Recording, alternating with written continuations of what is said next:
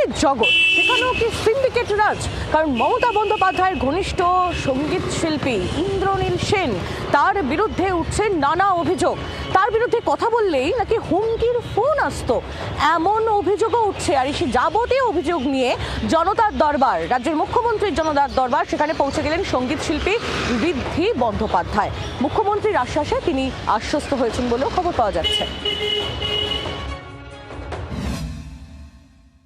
তার নিখাদ উচ্চারণ এবং সুললিত কণ্ঠের রবীন্দ্রসঙ্গীতের ভক্ত লক্ষ লক্ষ বঙ্গবাসী।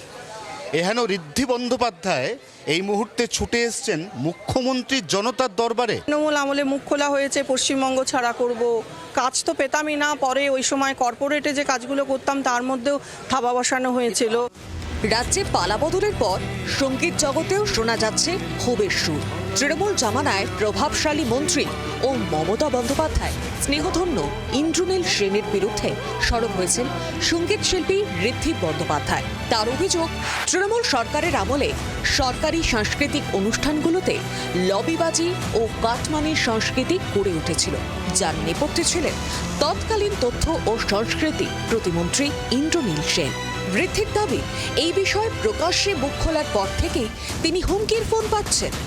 ঘটনার সুরাহা এবং নিরাপত্তার দাবি নিয়ে মঙ্গলবার মুখ্যমন্ত্রী শুভেন্দু অধিকারী জনতার দরবারে হাজির হন।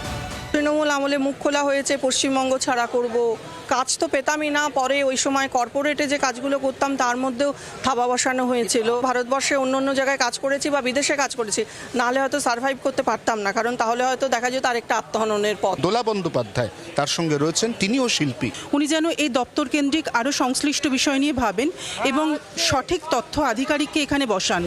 সঙ্গীত জগতের এই ক্ষোভকে হাতিয়ার করে সরব হয়েছে শাসক শিবির। ঋদ্ধির মতন একজন, ও আমার ভালো বন্ধু, ওর মতো লোক আজকে এখানে এসে বসে আছে, তো শিল্পীদের নিজের খারাপ লাগছে যে কোন জায়গায় শিল্পীদেরকে নামিয়ে দেওয়া হয়েছে। যথাপযুক্ত শাস্তি আমাদের সরকার দেবে তাকে।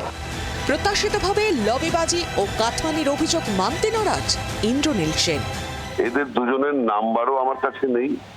আমার সঙ্গে এদের কবে যোগাযোগ হয়েছে আমার সেটাও মাথায় নেই। আজকের টেকনোলজি যেভাবে অ্যাডভান্স হয়েছে, যার কাছে থ্রেট কল এসছে তার থেকে আপনারা একটু জেনে নিন যে কোথা থেকে নাম্বার, কে ফোন করছে, কে থ্রেট করছে।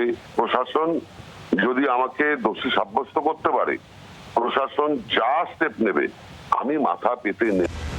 এদিন জনতার দরবারে উপস্থিত ছিলেন হাওড়ার নিহত তৃণমূল নেতা তপন দত্তের স্ত্রী প্রতিমা দত্ত। সিবিআই তদন্তের ধীর গতি নিয়ে তিনি মুখ্যমন্ত্রীর কাছে অভিযোগ জানান। বিষয়টি খতিয়ে দেখে প্রয়োজনীয় সব রকম সাহায্যের আশ্বাস দেন মুখ্যমন্ত্রী শুভেন্দু অধিকারী। ক্যামেরায় অরিন্দমের সঙ্গে অয়নের রিপোর্ট, জি24 ঘন্টা। বাংলার আওয়াজ, বাঙালির আবেগ, জি24 ঘন্টা।